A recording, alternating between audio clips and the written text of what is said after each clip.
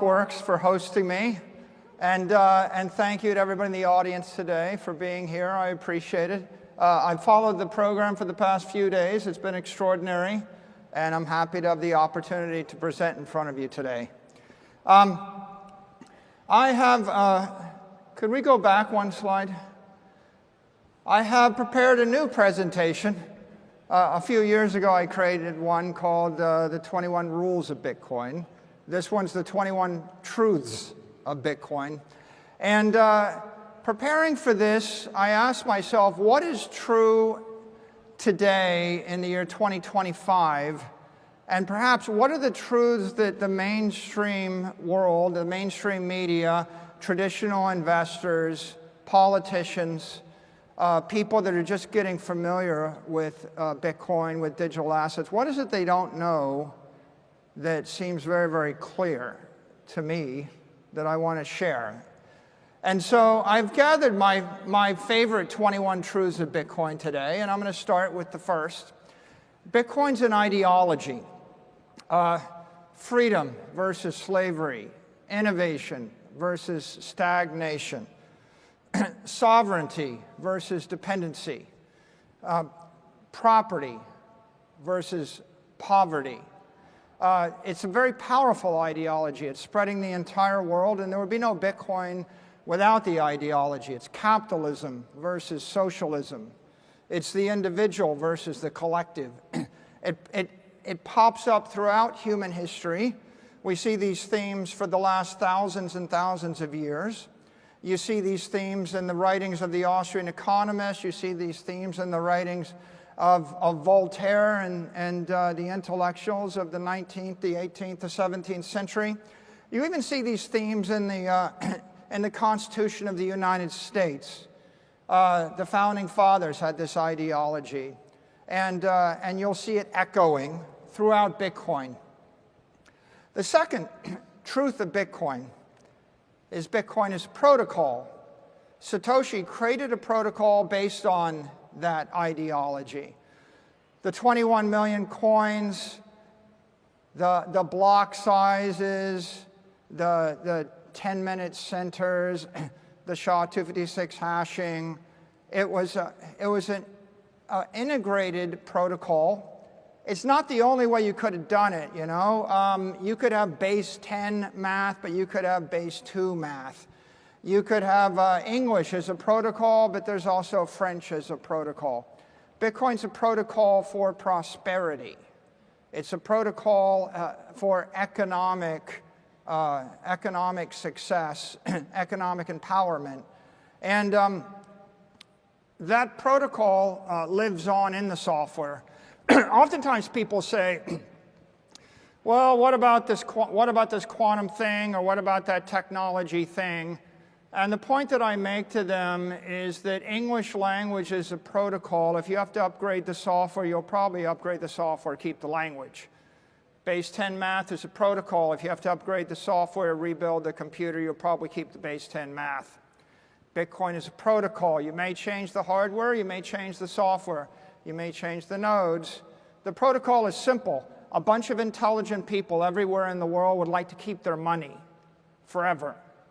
Once $1 trillion worth of money flows into that network, they'll be looking to figure out how to keep it. And then when it's 10 trillion or 100 trillion or 500 trillion, you'll have a bunch of people speaking a language of economics, a monetary language. That is the Bitcoin protocol. Truth number 3, Bitcoin's an asset.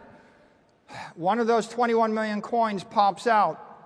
A lot of people just focus on the asset. They forget the ideology. They don't really notice the protocol. They think, do I have a Bitcoin or not? What kind of asset? It's the apex asset. It's better than cheese. It's better than palladium. It's better than gold. It's better than silver or copper or land or goats or cattle or lumber or pieces of paper that we call currency. Bitcoin is the asset. Right? It is the asset based upon the ideology and the protocol that results in the greatest monetary premium in the world. Truth number 4, it's not just an asset. Bitcoin's a network. Bitcoin is not just a network, it's the network. It's the most powerful computer network in the world. It's a global network. Without the network, you can't have the asset. The asset is stored in the network. The network is a manifestation of the protocol. The network creates decentralization, that's true, but it also creates fault tolerance, mission criticality, redundancy, and all of the other technical, economic, and ethical qualities of the asset and of the movement. An ideology that spawned a protocol resulting in an asset that circulates on a network. That would be a simple articulation of what Bitcoin is. It's a truth. I would hazard to guess that the great majority of people watching the price of Bitcoin don't think about all four of those things. And they don't think about this as much as they should. Bitcoin is immaculate. Truth number 5. It was spawned by the Immaculate Conception. A nameless, faceless programmer gave it as a gift to the world. How do you create an immaculate thing? It's a God-given thing. It's a natural thing. We've had it since the beginning of time. No one took beneficial claim to it. No one asserts control over it. No one expects to cash in on it. The Immaculate Conception is an extraordinarily important thing to the network. That, combined with truth number 6, Bitcoin is ethical. What makes something ethical? What makes it ethical is you can take title to it, you own it, no one can debase it, no one can take it from you, no one can corrupt it, no one can control it. It's a thing of natural beauty. No country will ever trust anything that another country can debase or control. No company will ever trust anything another company owns or controls. No person will ever trust anything controlled by another person. In order to reach this great plateau of ethical, it has to be beyond the corrupting influence of any human, any man-made institution, any organization of people in the world. The Immaculate Conception was a necessary condition, but the engineering brilliance of Bitcoin was another condition, right? Bitcoin's a perfect machine made of imperfect components. That's the brilliance of the engineering. Can you make something that can a human being make something that other humans can't corrupt? Bitcoin's ethical. Truth number 7. That makes Bitcoin a commodity. What is a commodity? An asset without an issuer. Gold's a commodity. Corn is a commodity. Lumber is a commodity. Why is this important? Because in law, commodities have a special status. A company in the United States can be capitalized on commodities. It cannot be capitalized on securities. There's actually a special carve-out in corporate law for publicly traded companies. But maybe more importantly, I can stand here and I can tell you that I think the price of Bitcoin will go to 13 million over 20 years. I couldn't say that about a security, right? You have legal immunity to actually express your opinion about a commodity. That makes commodities politically superior, legally superior, ethically superior, financially superior to a non-commodity, to a security. And it's not just a little bit better, it's 100 times better, right? And so Bitcoin is a commodity. Bitcoin is actually the commodity. I studied commodities in my early professional years. Every other commodity can be created with technology, with capital, with know-how. If you were going to take your family's life savings and buy a commodity to hold for 100 years, and you thought about it, would you buy soybeans or corn or oil or natural gas or lumber, coal, silver? Well, no, they're all awful, and you know why they're awful, because it's pretty obvious to you that 100 years ago it was harder to make those things than it is today. And if the price of oil goes to $1,000 a barrel, we're going to frack it, triple frack it, hyper frack it, and we'll drive the price of oil down. Same with gold. There's been hyperinflation in gold multiple times. You know, the California 49ers found gold. We created so much gold that we crashed the economy of Europe. Every other commodity is going to actually explode in supply with technology and with price. That makes them all garbage investments for a long-term investor. They're, in fact, the worst possible investments as a long-term store of value. The king of them, gold, still underperforms the S&P index by a factor of 2 or more. So there's only one commodity in the history of the human race that wasn't a garbage investment. The one commodity is Bitcoin, right? A digital commodity. And let's talk a bit more about that. Why is it not garbage? Why is Bitcoin great? Bitcoin is a digital commodity. Every other commodity I can name is a physical commodity. Physical commodities are God-given, and anyone in the world can create them. Digital commodities were created by the brilliance of human beings in a fluke. You needed to have a brilliant engineer, Satoshi, give away this gift to the world. The world needed to embrace the gift. The protocol needed not to be defective. And after many, many years of not knowing whether it was something or nothing, it spontaneously monetized and came to life. It really is a miracle of the 21st century. Why is a digital commodity important? Well, you can vibrate a digital commodity 60 times a second on a computer. You can move a digital commodity at the speed of light. The AIs can decompose and recompose a digital commodity millions of times an hour, simultaneously moving it and distributing it all around the world at the speed of a computer. Can't do that with palladium. Can't do that with gold. There's no way Apple Computer's ever going to ship an upgrade that has multi-factor authentication on a physical commodity. It needs to be a digital commodity, and that's what makes Bitcoin special. Not only is it a digital commodity, it is the digital commodity. The most profound thing that happened is 2 weeks ago, the president signed into law via the executive order, Strategic Bitcoin Reserve. David Sachs said, Bitcoin is an asset without an issuer, spawned via an immaculate conception. It is decentralized. We recognize it as a store of value. It is our digital gold. You have the most powerful person in the world and members of the cabinet that are saying that it's the policy of the United States government that Bitcoin is the one digital commodity in the world. That's going to ripple. And, you know, I can create a digital commodity, theoretically, an asset without an issue, and I can give it a protocol that inflates it 5% every year. I could create any kind of inflationary monetary protocol. For example, corn and oil are commodities. No one doubts the fact they're commodities, but they're not scarcity. They're not capped.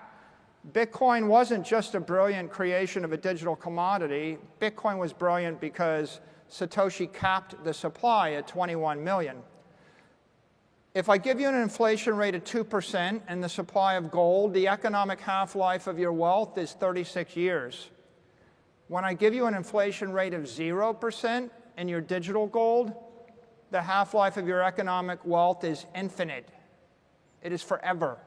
The difference between 2% inflation and 0% inflation is you're dead in 36 years with 2% inflation, and you live forever with 0% inflation. Next time someone tells you that it's just a little bit of inflation and the 2% doesn't matter, I just want you to think about that, the half-life of 36 years versus the half-life of 1 billion years. And of course, with that observation, it stands to reason the next truth is Bitcoin truly is digital gold. Gold, what does it represent? Gold represents money and wealth in the human race for 10,000 years. It represents prosperity. It represents the king commodity. It represents the most ethical, virtuous, technically sound money. And the vast majority of the people in the world, they're not invested in digital assets. They're not invested in Bitcoin. They don't even know what we're doing here. You're probably, if you lined up 100 people on the street, to say that you're the top 1% is probably an understatement.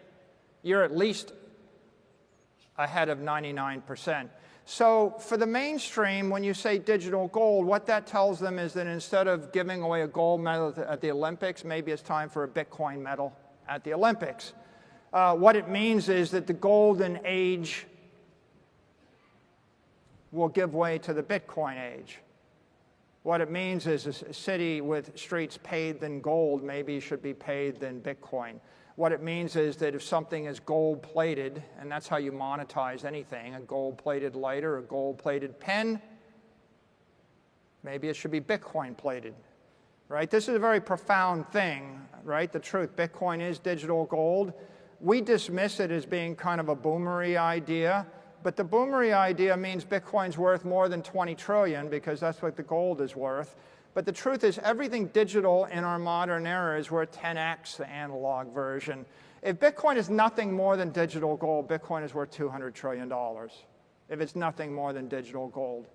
But of course it is more than digital gold because truth number 11, Bitcoin is digital money. JP Morgan said gold is money, everything else is credit. Money, a bearer instrument. I give it to you, I don't have it, you have the money. Well, Bitcoin is money. What is everything else circulating in the internet? Credit. What does that mean? It means that I send you something, I send you a fee over a credit card network. 45 days from now, maybe it will be transferred to your account after the credit card company takes 2%, right? In a world of digital credit, that means that it takes 4 years for the money to move 40 times, and at the end of the 4 years, all the money's gone. In a world of digital money, it means you can move the money once a second. Maybe you can move the money 60 times a second. You move the money 60 times a second for a 1/20th of a penny, you still have the money. The computers are not going to think one click, one settlement every 30 days. They're not going to agree to pay 200 basis points per vibration of the money, right? Digital money is profound. It's so profound that everybody in the business of managing money doesn't even understand what this means. When they understand what this means, then the industry is going to 100x. Bitcoin is going to go to the moon. Well, if Bitcoin is digital money, what else is it? Well, truth number 12. Bitcoin is perfect money. Okay? What is perfect money? If you read the writings of the Austrian economists, von Mises and Hayek, they write about money, but they couldn't conceive of perfect money. Voltaire, Aristotle, Plato, they couldn't conceive of perfect money. Why? They didn't have the technology. It's kind of like asking Aristotle, tell me about clean water. How do you understand clean water if you don't have a microscope and you don't understand that there are pathogens in the water? Nobody understood perfect money until Satoshi gave it to us, and that's because it was impossible to create perfect money before modern semiconductors, modern internet, modern cryptography. So they were struggling, and you can see Hayek and von Mises, they struggle with this notion. In the Constitution, the founding fathers, who were pretty intelligent, said, the only legal money in this country is going to be gold and silver coin. They kind of knew this idea, a commodity in your hand, a self-custodied commodity bearer instrument felt like good money. What they designated as perfect money in the Constitution, and we have drifted, a little bit away from that, they designated what they saw were the hardest commodities and the most liquid, fungible commodities that could be used as a monetary token. And they were never perfect because you can't practically do every transaction by swapping gold and silver coins. And because gold and silver coins aren't hard capped, they have inflation. So they had defective money that was slowly decaying, that was not quite useful. but it was just, you know, they used to say it's the worst possible way to do it except for every other way, right? And so the significance of this truth, this basically marks the point where economics goes from being a superstition and an art form to being a scientifically based engineering discipline. You can't engineer an economic system or a monetary system before you have perfect money. It's just like trying to do good math, but 2 + 2 = 5 on Tuesday, and it equals 4 on Wednesday. And if you don't have stable numbers, you can't do math. And if you don't have stable money, you can't do economics. You know, if you can't drink water that's not going to kill you, life is pretty ugly, right? This is profound truth. Again, misunderstood. No economist trained in the past 100 years. They never took a course on perfect money. They never imagined it. But you can't really blame them. It's like if you went back to Voltaire and you said, okay, that's the smartest guy in the 18th century in France. And, you know, he wrote shelves of books. But like, you know, poke him and say, describe, you know, radioactivity to me. And how are we going to build mobile phones and satellite communications? And he would have thought, what are you talking about? Right? It's like the most brilliant person without the instrument, the technology, can't conceive of the rational thing. And that takes us to truth 13. Bitcoin is legitimate. A short phrase, a powerful phrase. It wasn't legitimate 4 months ago. A year ago, if you try to remember where you were and what you were thinking in March of 2020, when the entire crypto industry was under massive onslaught, everybody's getting sued, right? And the most likely future was everything gets ground into the dirt. We have completely come 180 degrees. This is the most powerful person in the world sitting in the most sacred place, the Oval Office, flanked by 2 cabinet members telling you Bitcoin is digital gold, a store of value, a commodity. Not just a commodity. You know, if the U.S. seized 10,000 securities, all your artwork, all your houses, your planes, your trains, your automobiles, every currency, you know, everything of value, your diamonds, your gold brooches, your silver, they'd sell it. Right? The only thing the United States does not sell is its national parks, its nuclear stockpiles, and its Bitcoin. Now, that's a shockwave that will be heard around the world. That just happened, you know, literally days ago. It's going to take a while for that to ripple through the entire federal government. Then it will ripple through the state governments.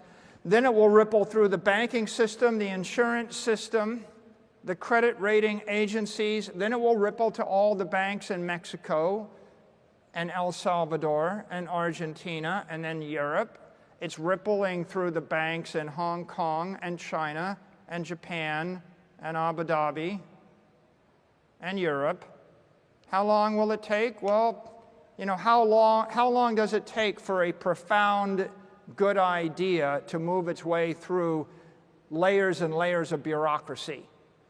It'll take a while, but the innovators will actually grab this, and those that need the money, that want the money, will reach for and embrace the money, and they will be enriched by it, and there will be others that will resist it.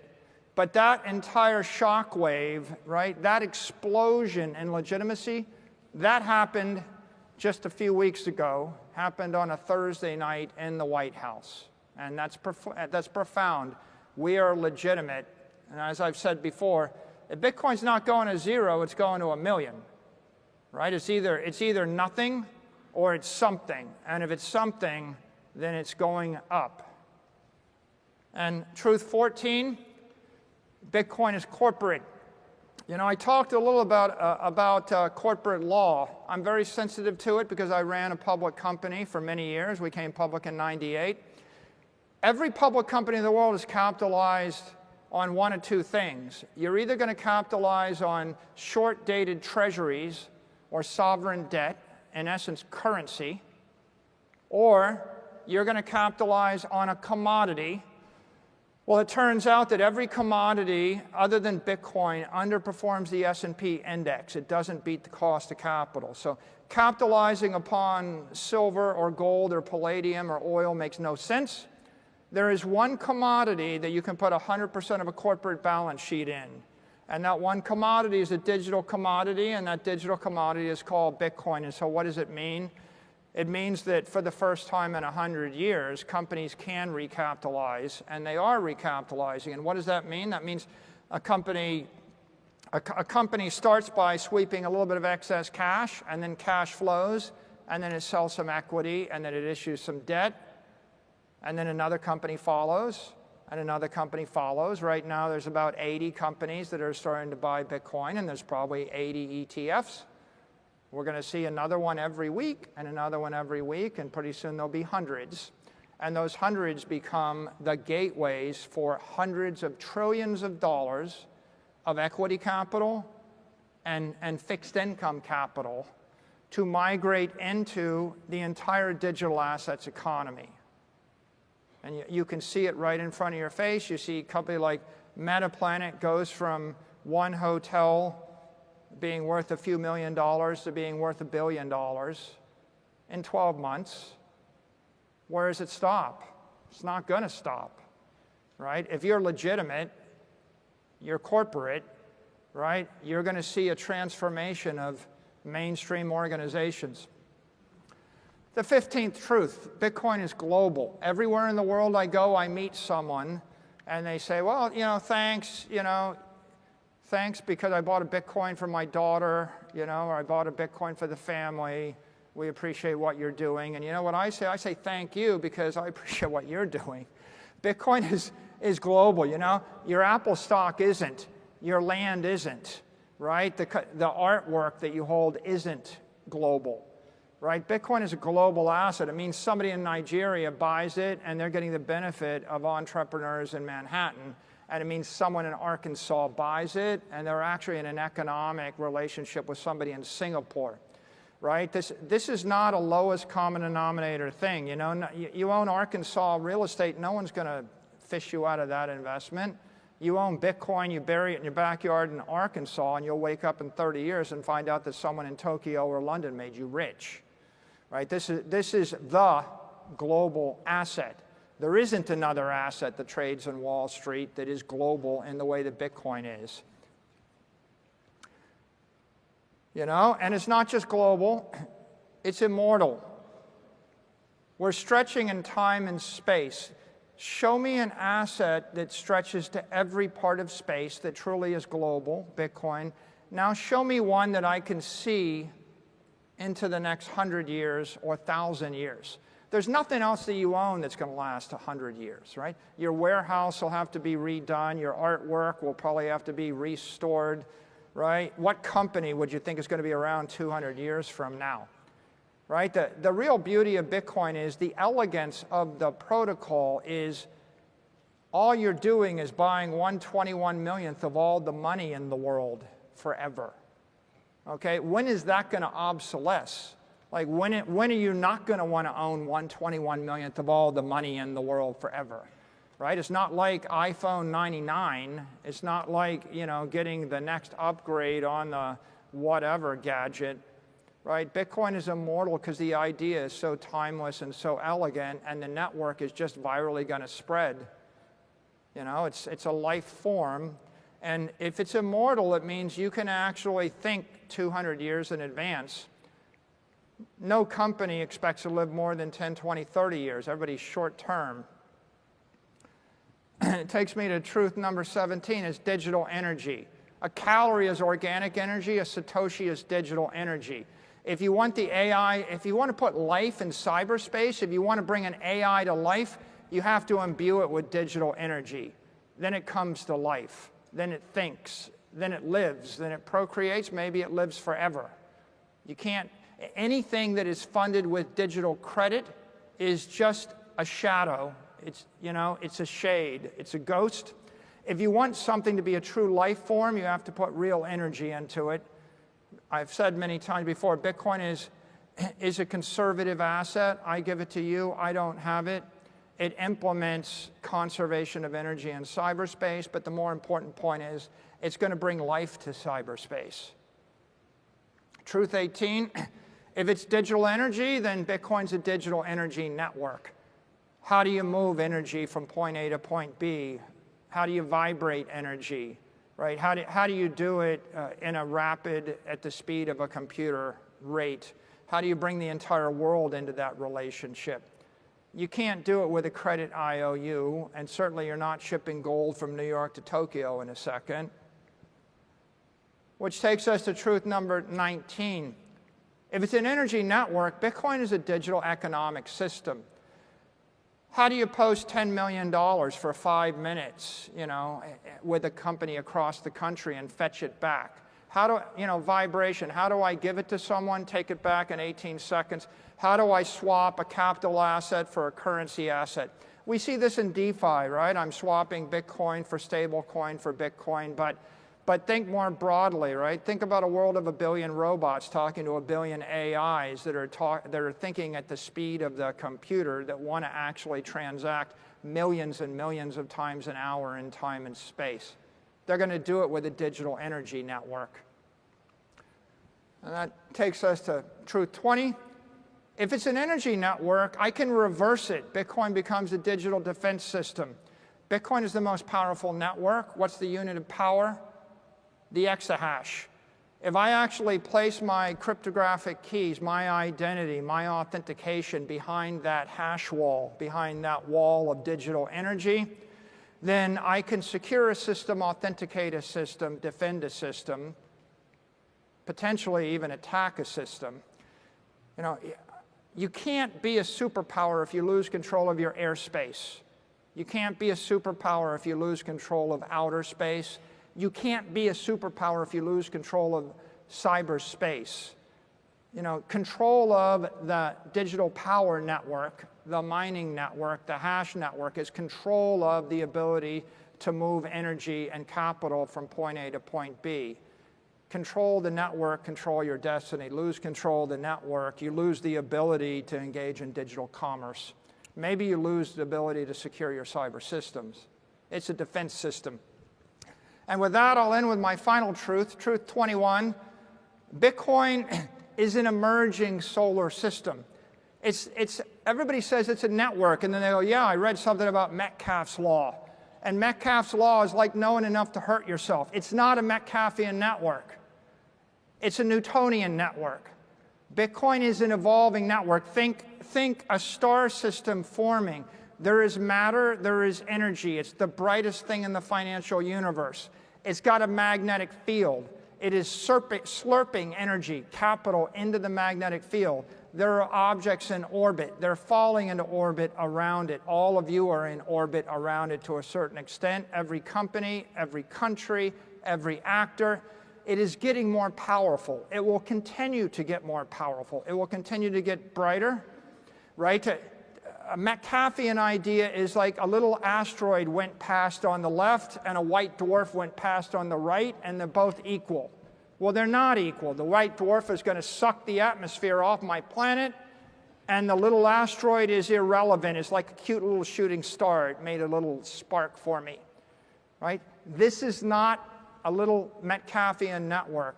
This is a network where when someone brings $1 billion to the network, it matters. When they bring 10 billion, it matters more. When they bring 100 billion, it matters more.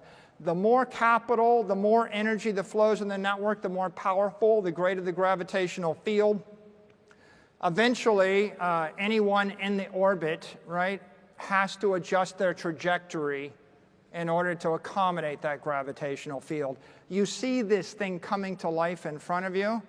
It's going to have Newtonian dynamics, and it is an energy system emerging. And these are the 21 truths. Thank you for your time, and please go tell someone the truth about Bitcoin.